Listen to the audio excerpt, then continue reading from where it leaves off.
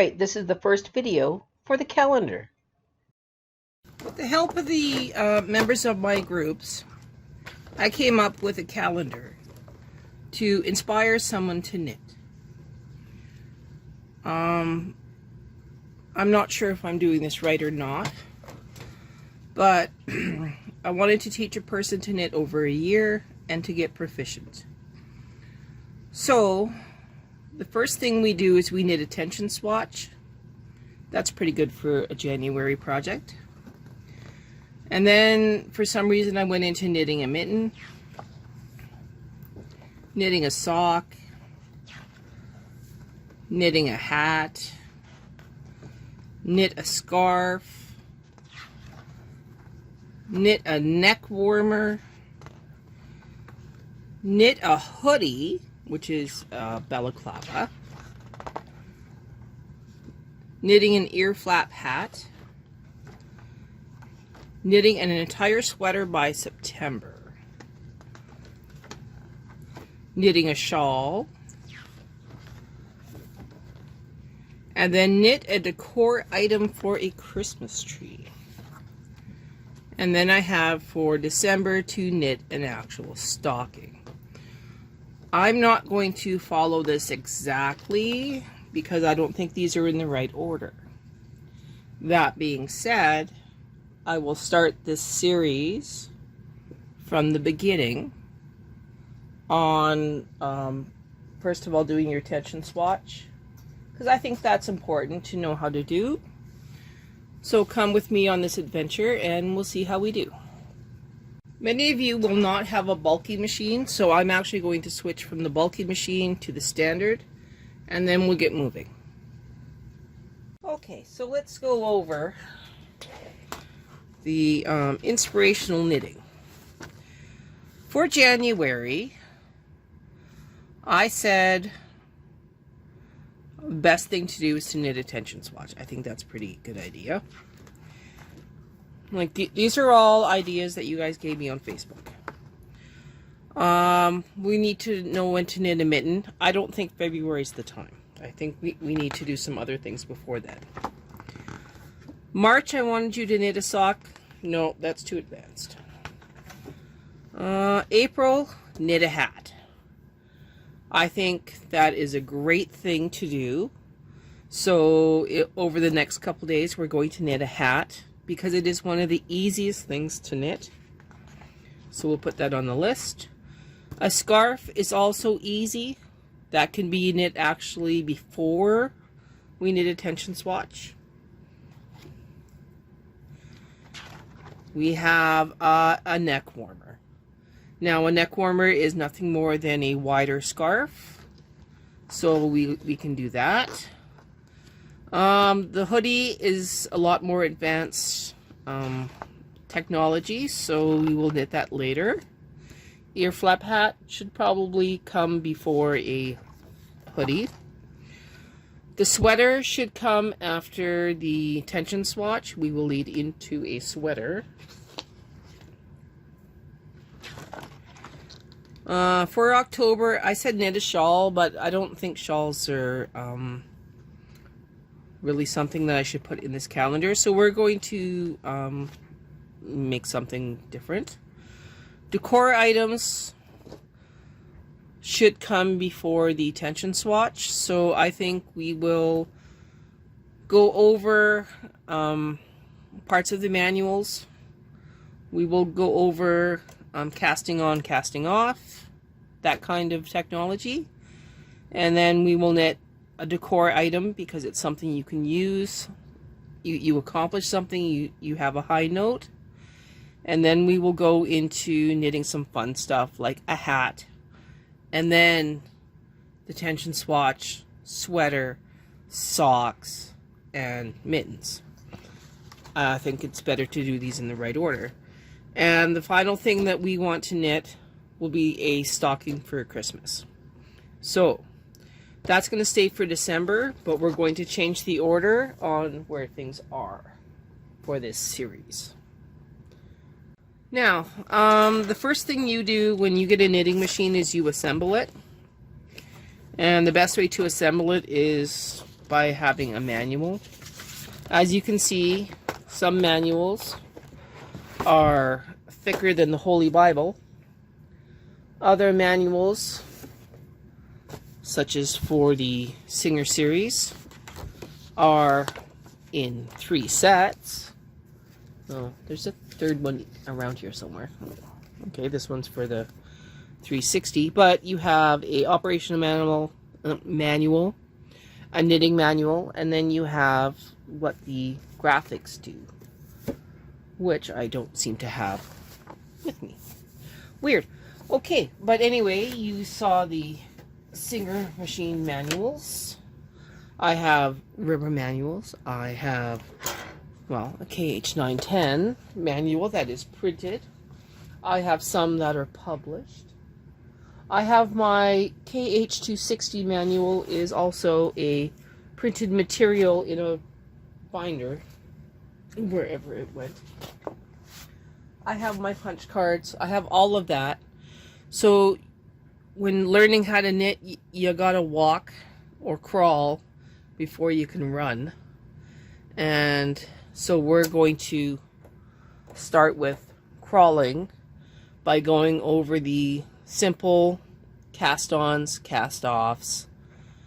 Make something simple. We'll do a decor item, and then we will move on to making more intense projects such as the hat, the scarf, ear flap hat, a necker, and things that you can use and be proud of making as you learn your journey of inspirational knitting over 12 months. Right, all of my videos start the same way, where I walk you through the manual and we do a lot of reading and we do a lot of understanding.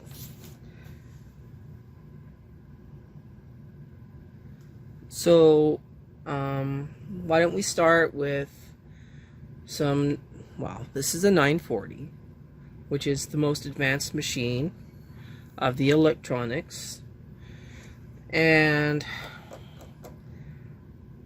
we're going to start with just a simple cast on, which I think I really cover this in a lot of videos. So I think what I'm going to do is I'm going to bring in the footage from my favorite videos on this subject, and we will do a review in the next section of this video. I do believe the ones for the KH910 are the best ones I have done, and we will start with those. So come back and we will start that part of the series where we do some cast-ons, cast-offs, and some basics.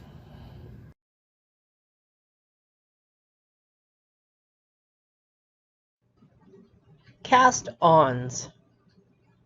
E-wrap. Go counterclockwise around the needles.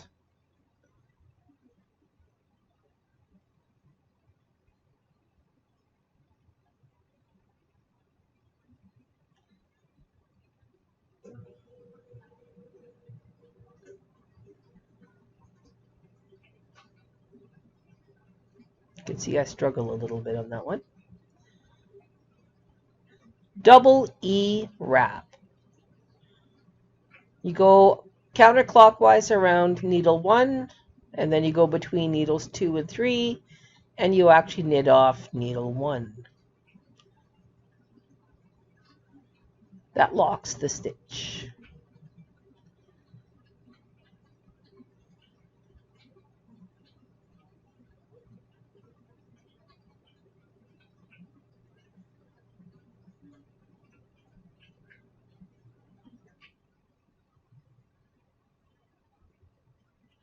Crochet cast on. You're using your latch tool with a loop, and then you're just locking it in on the needle itself, not in the latches.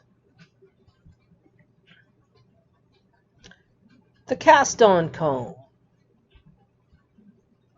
In this case, you have the points of the cast on comb pointing towards you, and you put them between the needles. I have every needle out for this one, and I just knit across. It's actually easier if you only use every second needle. And I have a little bit to fix there. And then you put on your weights, and the cast on comb hangs there and just keeps hold of your needle, of your stitches. But those stitches are live.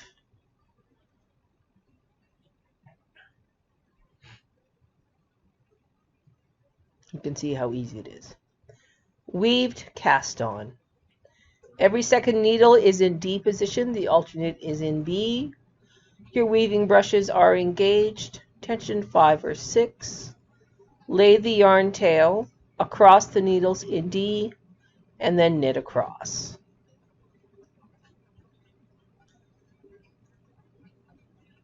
You do want to hang on to that yarn tail.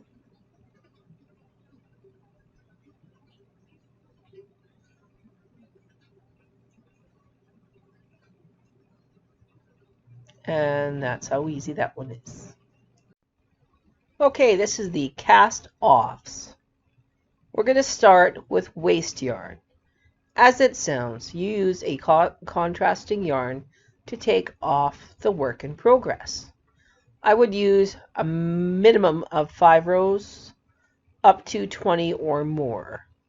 And then you can just reuse this waste yarn. Latch tool, cast off. Use your latch tool to lock the stitches together to remove.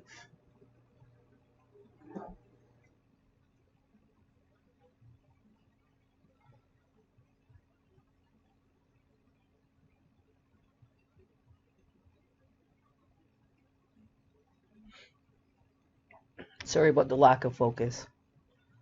I think this is the first time I use the camera on my phone. The gate peg bind off. This one is really tricky. You are using stitch 2.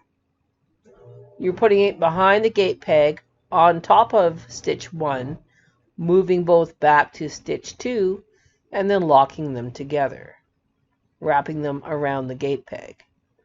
So again, stitch 2 onto stitch 1, moving both stitches back to 2, and then locking them in.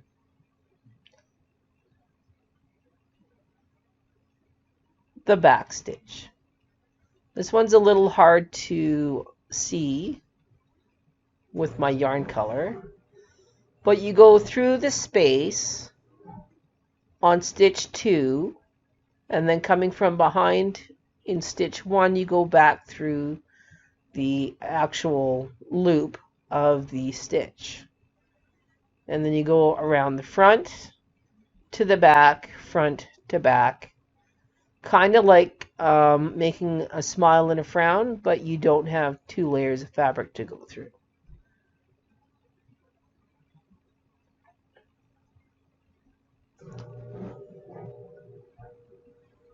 So again, you're going through the first live stitch, back to the stitch you started with.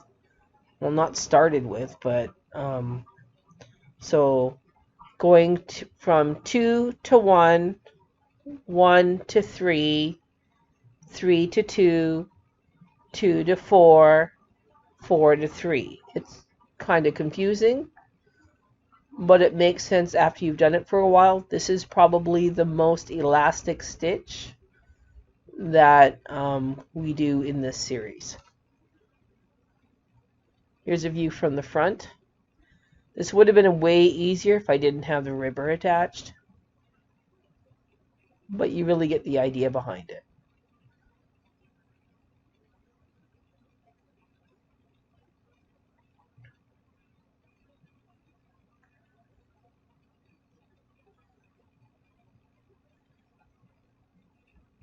It's hard to believe these are all on the KH910.